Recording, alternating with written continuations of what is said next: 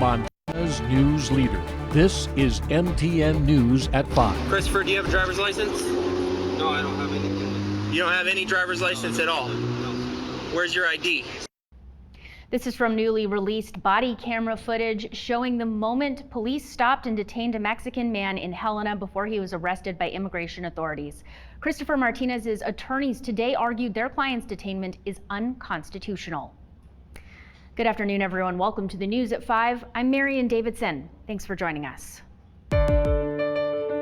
Today, Martinez appeared before a federal judge in Missoula. The government countered that Martinez has a record of entering the country illegally. MTN senior political reporter Jonathan Ambarian was in court today and has the latest. Christopher Martinez was in attendance for what federal attorneys call a standard immigration case, but what his attorneys say was egregious racial profiling. Cameras are not allowed inside federal courthouses, but I and MTN's Tony Cornish Jr. were there for the hearing. Martinez was brought in handcuffs, but was let loose and embraced his wife and children before and after the hearing. For me, it was scary, not even having the chance to have a solution for him or not knowing exactly where he was. It was also really scary for me. Martinez's attorneys argue his detention was a constitutional violation. Helena police were working with immigration authorities to find 2 other men with warrants for their arrest. And his attorneys say the only reason they stopped him was because he was Latino. If this unlawful detention is not challenged until immigration proceedings commence and are finalized, then it essentially destroys any opportunity for Christopher to obtain relief on his unlawful detention, because he will have been in detention during that entire time. The U.S. Attorney's Office is defending the government's actions. They argued the actual justification for the stop was his vehicle's expired registration, and whatever else led up to it, that was a valid stop. And once authorities determined his identity and that he was in the country unlawfully, that information can't be suppressed. Federal attorneys said in a court filing that Martinez had crossed illegally into the U.S. and been removed several times, including multiple times in 2021. They also said he had been arrested in Helena in 2023. MTN found a written citation from Helena police, which said Martinez assaulted his wife. That charge was subject to deferred prosecution and later dismissed. Judge Dana Christensen questioned whether he had the authority to take the actions Martinez's attorneys are asking. Federal attorneys said these issues can be brought up in immigration court. The courtroom was full Thursday afternoon with some people in the back standing. Many were supporters of Martinez. Outside the courtroom, one protester raised a banner saying "Abolish ICE," and others held signs criticizing federal actions. When people are afraid, they act out, and lies become a trigger. So lies are being used to trigger people against refugees and people who have come here looking for a better place to live. Christensen said he would take this matter under advisement, but that he understood he needed to act quickly. He asked that federal attorneys confirm that Martinez would not be removed from the U.S. until he's had a chance to make his decision. In Missoula, Jonathan Ambarian, MTN News. Martinez's arrest has reverberated throughout the capital city. It's prompted protests, heated public comment at city and county meetings, and responses from elected leaders. Most recently, posters have popped up across the city urging people to report immigration enforcement activities. Others in both English and Spanish outline what steps to take if you encounter ICE agents. The question many have is, who is behind these posters?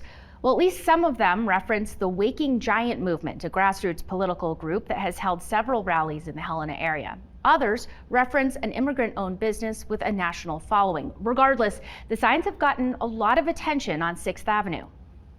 When a national issue kind of really comes to your front yard, it feels a little bit surreal. I have to read this thoroughly to tell me whether this is going to help me stand up for what I believe is really important and right. U.S. immigration can be complex and time-consuming for those wanting to come here legally. To learn more about this issue, specifically here in Montana, our Jessica Nelson spoke with an immigration attorney with nearly 3 decades of legal experience and years of experience as an immigration attorney in Missoula.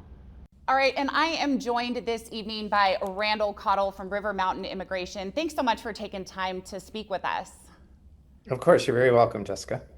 So in reference to this case that we're talking about right now taking place in Missoula, happened in Helena, Is this specific case reflective of what we're seeing all across the country right now?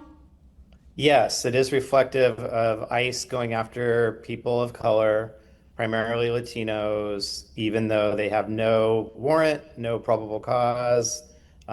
Just the fact that they're brown is getting ICE activity all across the country.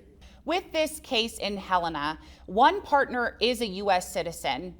Christopher Martinez is not. What are the challenges that you have seen in cases like this? So for spouses of U.S. citizens, you have to have a legal entry in order to be able to apply for your green card, absent really narrow circumstances. So if he came across the border illegally, even though he's married to a U.S. citizen, he cannot apply for a green card in the U.S. So that's a major challenge for people that came across the border without inspection.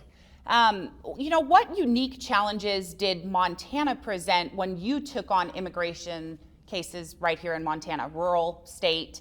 What were some of the unique challenges that you saw in Montana? So there's no immigration court in Montana, so I focus primarily on family-based immigration. There's only one immigration office there in Helena, with just a handful of officers, and it's not a very busy office. But a lot more military cases, people in the military that meet U.S. citizens, fiancé, spouses, their parents. So did a lot of representation of the military. And then the fact that when I got there, I was only the 4th immigration attorney in the whole state of Montana. In Montana, we often hear people ask, why do more people not attempt to come here to the U.S. legally and just do it the right way?